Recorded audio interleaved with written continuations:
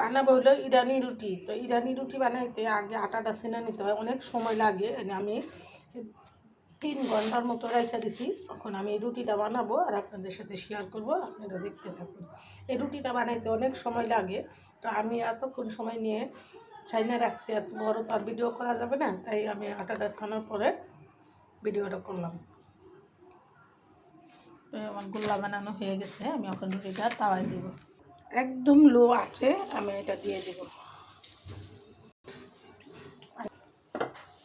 একটু একটু পানি পড়াইয়া এরকম এরকম করে চেপা চেপা দিতে হবে। ইরানি রুটি বানান আমাদের জন্য কঠিন, কিন্তু যারা ইরানে থাকে তাদের জন্য কঠিন না।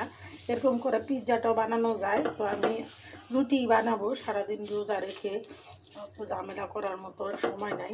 আর পিৎজা বানাইলে এখন মাংস লাগবে, সবজি লাগবে, তো বেশিটা করবো না। এই রুটিটা বানানো শিখছি আমার ভাইয়ের কাছ থেকে। আমার ভাই যখন ছবি ছিল তখন এরকম করে রুটি বানাইতো, তো আমার ভাইয়ের থেকে আমার শিখা।